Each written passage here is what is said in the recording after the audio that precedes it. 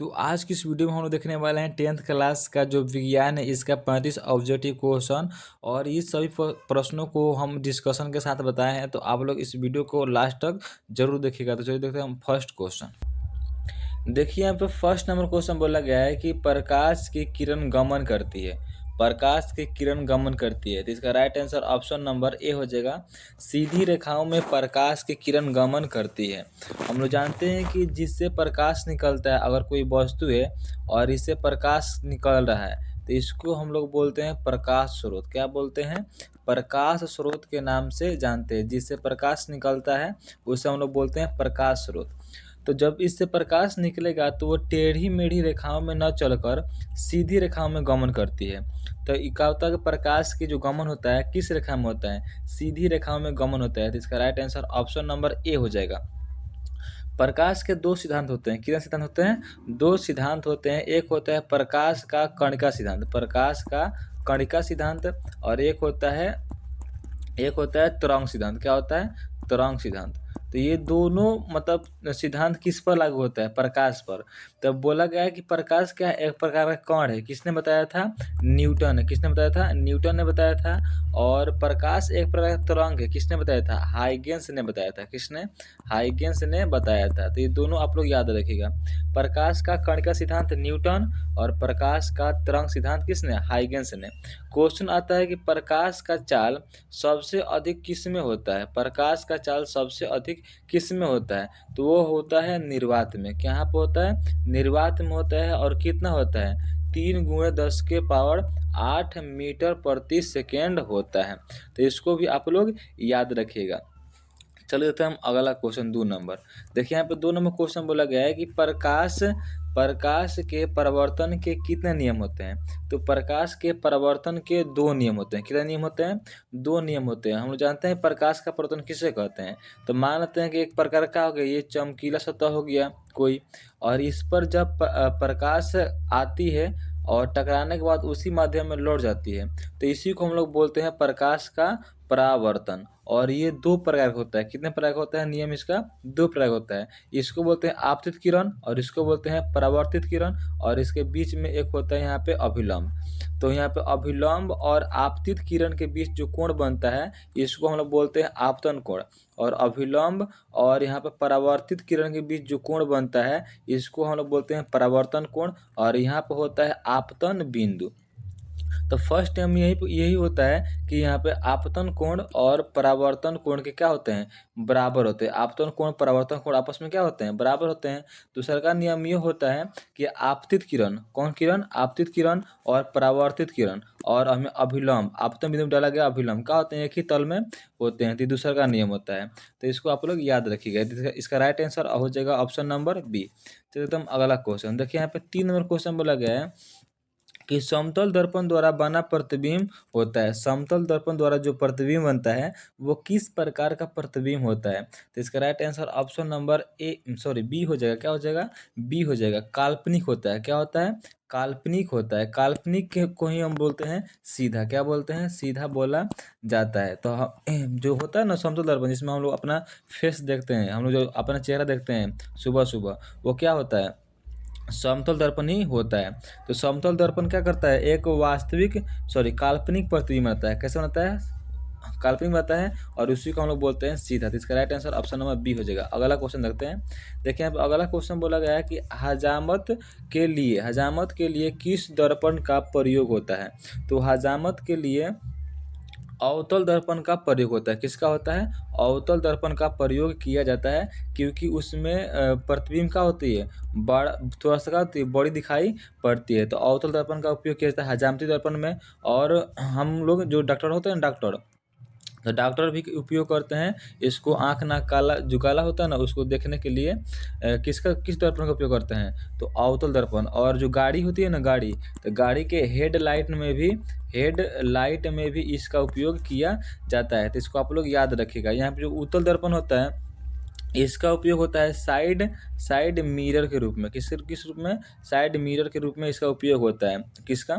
उत्तल दर्पण का। तो इसको आप लोग याद रखिएगा। अगला क्वेश्चन देखते हैं। यहाँ पे देखिए, अब अगला क्वेश्चन बोला गया है 5 नंबर कि किस दर्पण में बड़ा प्रतिबिंब बनता है? तो इसका राइट आंसर ऑप्शन नंबर हो जाएगा अवतल दर्पण। किसमें? अवतल दर्पण में बड़ा प्रतिबिंब बनता है। यहाँ पर समतल में क्या होता है? बराबर बनता है। समतल में बराबर प्रतिबिंब बनता है और उत्तल दर्पण में हमेशा क्या होता है? हमेशा छोटा प्रतिबिंब बनता है। कैसा बनता है? हमेशा छोटा प्रतिबिंब बनता है। और उत्तल दर्पण में अवतल दर्पण में बड़ा भी बनता है, छोटा भी बनता है और वस्तु के बराबर भी बनता है। तो तीनों अवस्था अगर हम देखेंगे तो क्या हो जाएगा? इसमें बनता है। तो बराबर प्रतिबिंब किससे बनता है? समतल दर्पण में। उत्तल दर्पण में हमेशा क्या होता है? छोटा बनता है। और अवतल दर्पण में बड़ा भी बनेगा, छोटा भी बनेगा और वस्तु के बराबर भी बनता है। अवतल दर्पण में ही 6 प्रकार की क्या होती है? वस्तु की स्थिति होती है। तो उसको आप लोग याद रखिएगा, क्वेश्चन पूछता है। तो इसका राइट आंसर हो जाएगा ऑप्शन नंबर सी हो जाएगा, याद रखिएगा। अगला क्वेश्चन देखते हैं। देखिए यहाँ पे अगला क्वेश्चन बोला गया है कि निर्वात में प्रकाश की चाल क्या होती है? तो निर्वात में प्रकाश की चाल होती है 3 × 10⁸ मीटर प्रति सेकेंड। क्या होते हैं? मीटर प्रति सेकेंड होते हैं। तो इसका राइट आंसर हो जाएगा ऑप्शन नंबर सी हो जाएगा। क्या हो जाएगा? ऑप्शन नंबर सी नहीं, ऑप्शन नंबर क्या हो जाएगा? ए हो जाएगा। क्या हो जाएगा? ए हो जाएगा। इसको थोड़ा सा आप लोग देख लीजिएगा। देखिए यहाँ पे क्या हो जाएगा? पावर में हो जाएगा 8। इसका right answer option number C हो जाएगा। अगला क्वेश्चन देखते हैं यहाँ पे 7 नंबर। देखिए अगला क्वेश्चन बोला गया है कि कौन सा लेंस अपसारी लेंस भी कहलाता है? अपसारी लेंस को मतलब कि इसका मतलब होता है, इसको अपसारी लेंस किसे कहते हैं? तो अपसारी लेंस बोलते हैं अवतल लेंस को। किसको बोलते हैं? अवतल लेंस को। अवतल लेंस कुछ इस प्रकार का होता है और इसमें से जब प्रकाश गुजरता है तो यह प्रकाश को फैला देता है। क्या करता है? फैला देता है, यानी अपसारित कर देता है। तो इसलिए इसको क्या बोलते हैं हम लोग? अपसारी लेंस के नाम से जानते हैं। और जो होता है ना उत्तल लेंस, तो उत्तल लेंस को हम लोग बोलते हैं अभिसारी लेंस। क्या बोलते हैं? अभिसारी लेंस के नाम से जानते हैं। क्योंकि क्या करता है? जब इससे प्रकाश गुजरता है तो यह इस सभी प्रकाश को एक जगह पर करते हैं, इकट्ठा कर देते हैं। तो इसका राइट आंसर हो जाएगा ऑप्शन नंबर ए हो जाएगा। अगला क्वेश्चन देखते हैं। देखिए अगला क्वेश्चन बोला गया है कि निम्न में से किस माध्यम में प्रकाश की चाल अधिकतम होती है? प्रकाश की चाल अधिकतम किस में होती है? तो निर्वात में होती है। किस में होती है? निर्वात में होती है। और कितना होता है? 3 × 10⁸ मीटर प्रति सेकेंड होता है। और इसको मीटर प्रति सेकेंड में नहीं देगा, किस में देगा? किलोमीटर प्रति घंटा में। तो क्या हो जाएगा? 3 × 10⁵ किलोमीटर प्रति घंटा हो जाएगा। तो इसको आप लोग याद रखिएगा। तो इसका राइट आंसर हो जाएगा ऑप्शन नंबर ए होगा। क्या होगा? ए हो जाएगा। निर्वात तो नहीं दिया है, तो निर्वात से थोड़ा सा जो माध्यम का होता है, विरल होता है, कौन होता है? हवा होता है। और हवा से कौन होता है? जल हो जाएगा। जल से कौन हो जाएगा? कांच हो जाएगा, शीशा है उसको तो कौन हो जाएगा? हीरा हो जाएगा। तो इसका राइट आंसर हो जाएगा ऑप्शन नंबर ए हो जाएगा। क्या हो जाएगा? ऑप्शन नंबर ए हो जाएगा हवा। हवा में क्या होगा? प्रकाश की चाल अधिकतम होगा। सबसे अगर निर्वात रहेगा तो निर्वात मारेंगे, निर्वात नहीं है तो क्या मारेंगे? हवा मारेंगे। तो अगला क्वेश्चन देखते हैं। देखिए अगला क्वेश्चन बोला गया है कि मानव नेत्र में किस प्रकार का लेंस पाया जाता है? तो मानव नेत्र में उत्तल लेंस पाया जाता है। किस प्रकार लेंस पाया जाता है? उत्तल लेंस पाया जाता है। किस प्रकार लेंस पाया जाता है? उत्तल लेंस ही पाया जाता है। और मानव नेत्र में जो प्रतिबिंब बनता है वो कहाँ बनता है? रेटिना पर बनता है। और प्रकाश का जो नियंत्रण करता है कौन करता है? तो वो क्या करता है? कर्निया करता है। कौन करता है? पुतली करता है। कौन करता है? प्रकाश का नियंत्रण पुतली करता है। कौन करता है? पुतली करता है। और पुतली का नियंत्रण कौन करता है? उसको बोलते हैं आइरिस। क्या बोलते हैं? आइरिस करता है। आइरिस करता है। और आइरिस के ही कारण क्या होता है? आँख का क्या होता है? रंग निर्धारण किया जाता है। अगला क्वेश्चन देखते हैं। देखिए अगला क्वेश्चन बोला गया है कि श्वेत रंग कितने रंगों के मेल से बनता है? श्वेत रंग कितने रंगों के मेल से बनता है? तो इसका राइट आंसर हो जाएगा ऑप्शन नंबर डी होगा। 7 रंगों के मिलने से क्या बनता है?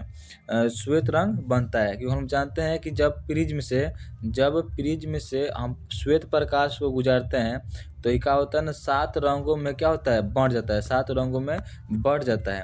तो इसी 7 रंगों को फिर हम मिला देंगे तो क्या बन जाएगा? ये बन जाएगा श्वेत प्रकाश बन जाएगा। क्या बन जाएगा? श्वेत प्रकाश, यानी कि श्वेत रंग बन जाएगा। तो इसका राइट आंसर हो जाएगा ऑप्शन नंबर क्या हो जाएगा?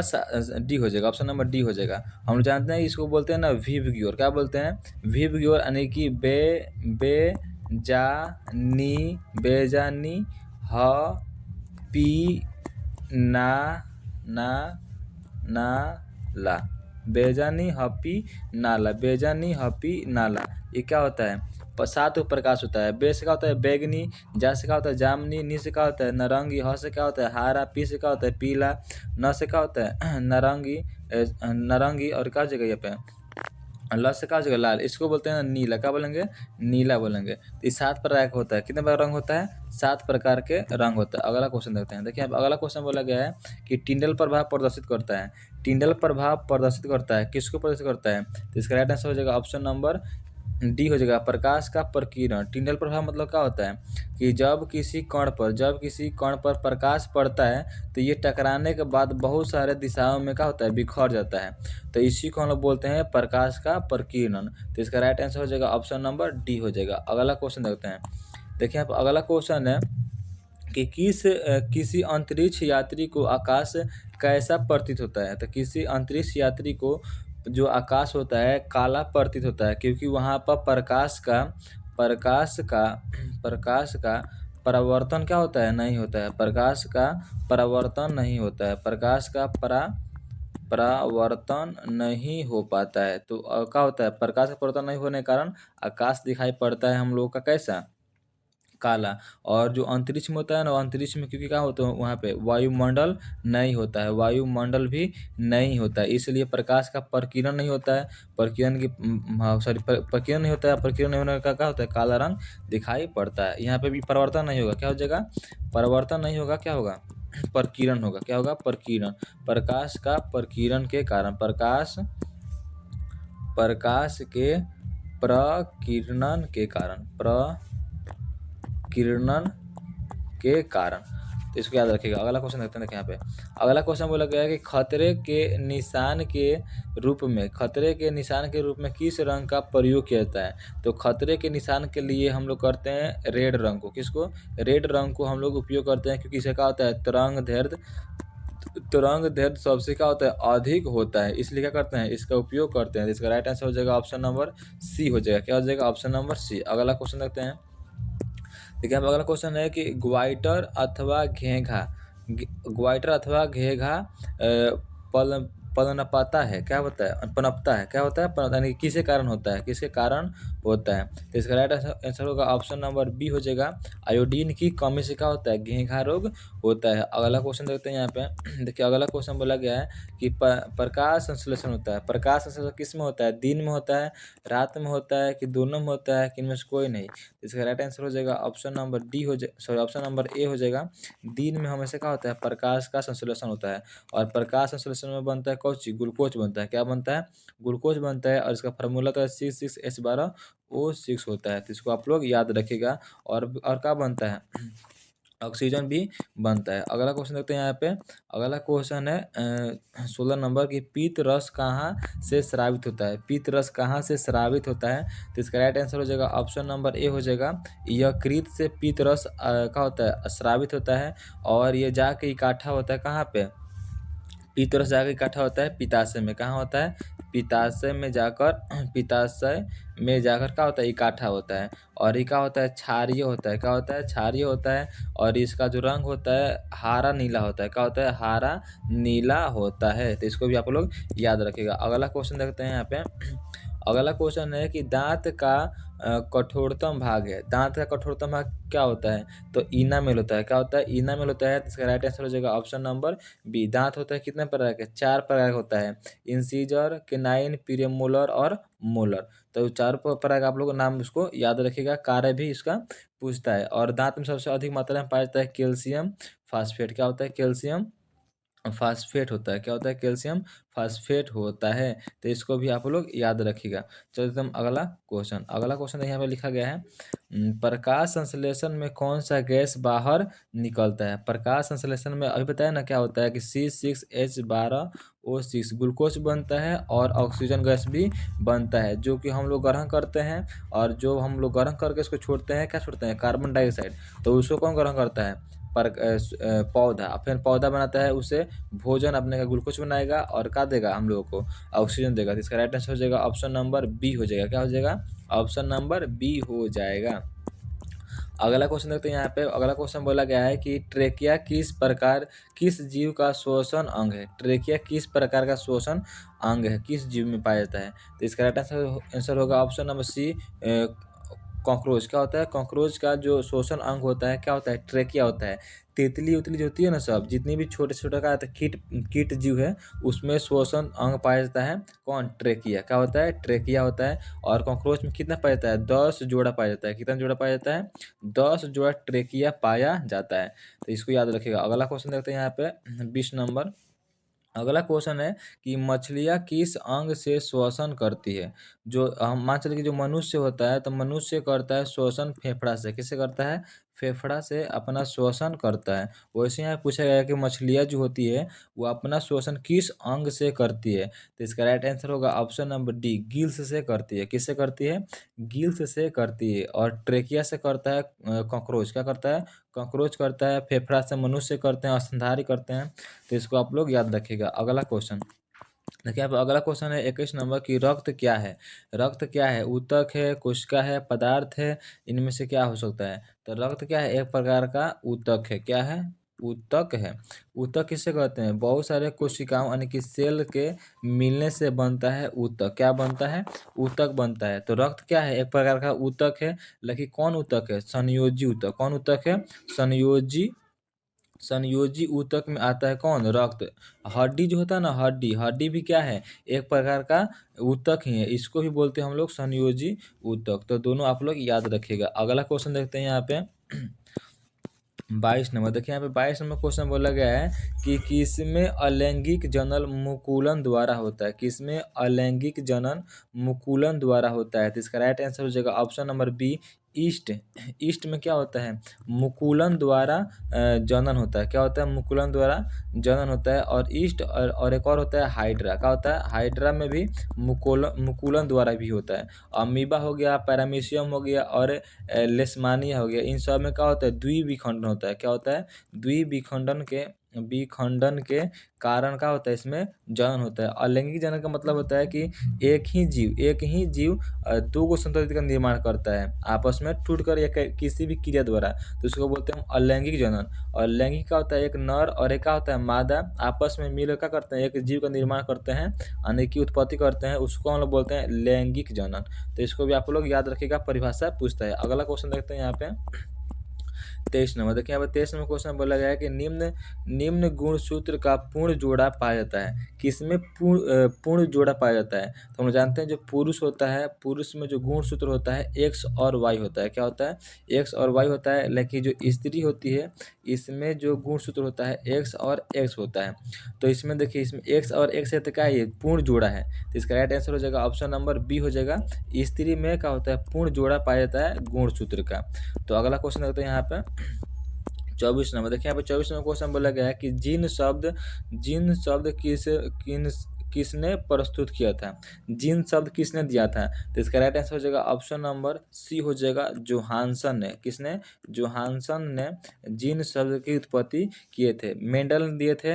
अनुवांशिकी का जन किसे कहते हैं हम लोग, मेंडल को कहते हैं। तो इसको आप लोग याद रखिएगा। अगला क्वेश्चन देखते हैं यहाँ पे 25 नंबर। देखिए यहाँ 25 नंबर क्वेश्चन बोला गया है कि एलपीजी को बोलते हैं liquid petroleum gas. Liquid petroleum gas का मुख्य घटक क्या होता है। तो मुख्य घटक होता है ब्यूटेन। क्या होता है, ब्यूटेन होता है। और इसका फार्मूला होता है C4H क्या हो जाएगा, 10 हो जाएगा। क्या हो जाएगा, C4H 10 हो जाएगा। और किस समूह का है, एल्केन समूह का होता है। और एल्केन का फार्मूला क्या होता है, CnH2n+2 होता है। तो इसको भी आप लोग याद रखिएगा। अगला क्वेश्चन देखते हैं यहाँ पे।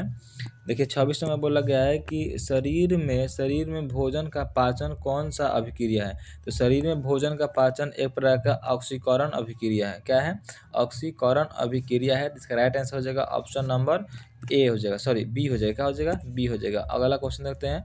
यहाँ पे अगला क्वेश्चन बोला गया है कि कौन सा धातु कमरे के ताप पर द्रव अवस्था में रहता है। तो धातु बोला है, तो इसका राइट आंसर हो जाएगा ऑप्शन नंबर क्या हो जाएगा, ऑप्शन नंबर हो जाएगा ए, हो जाएगा मरकरी। क्या हो जाएगा? ऑप्शन नंबर ए हो जाएगा मरकरी। Hg को हम लोग बोलते हैं मरकरी, या इसी को पारा बोला जाता है। क्या बोला जाता है? पारा बोला जाता है। और यहीं पे बोल देता है कि अधातु। क्या बोलता है?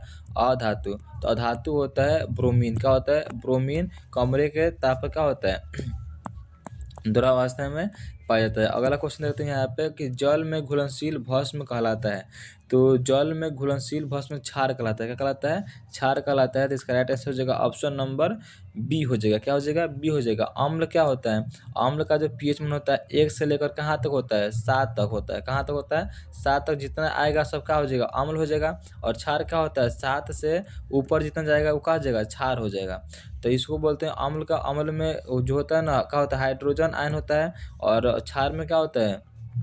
OH आयन होता है। क्या होता है? OH आयन होता है। तो इस सब को आप लोग याद रखिएगा। जो अम्ल होता है, अम्ल करता है लाल लिटमस परत को नीला करता है। क्या करता है? नीला करता है।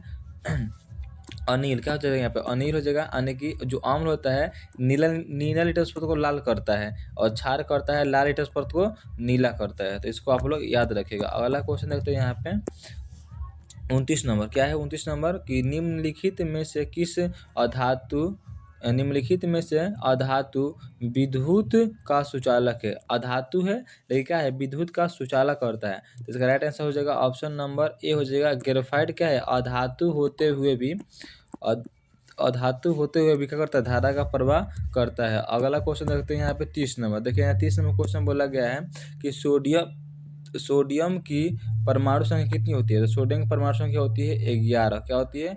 11 होता है। सिलिकॉन का होता है 14, और यहाँ पे क्लोरीन का होता है 17, और कैल्शियम का होता है 20 होता है। तो इस सभी को आप लोग याद रखिएगा। अगला क्वेश्चन देखते हैं यहाँ पे। अगला क्वेश्चन 31 नंबर की लेंस की क्षमता का एसआई मात्रा क्या होता है? तो लेंस का क्षमता को हम लोग बोलते हैं डायोप्टर। क्या बोलते हैं? डायोप्टर बोलते हैं। और ये डायोप्टर की इसको बोलते हैं पी। क्या होता है? पी बराबर होता है 1/f। क्या होता है? 1/f होता है। तो इसका राइट आंसर हो जाएगा ऑप्शन नंबर सी हो जाएगा। क्या हो जाएगा? सी। मीटर इनवर्स होता है। क्या होता है? मीटर इनवर्स होता है। अगला क्वेश्चन देखते हैं यहाँ पे 32 नंबर बोला गया है कि प्रकाश का रंग नीला क्यों प्रतीत होता है? आकाश का रंग नीला क्यों प्रतीत होता है? तो इसका राइट आंसर हो जाएगा ऑप्शन नंबर बी हो जाएगा प्रकाश के प्रकीर्णन के कारण। प्रकाश के प्रकीर्णन के कारण क्या होता है? आकाश का नीला दिखाई पड़ता है। अगला क्वेश्चन है कि विद्युत चुंबकीय प्रेरण का खोज किसने किया था?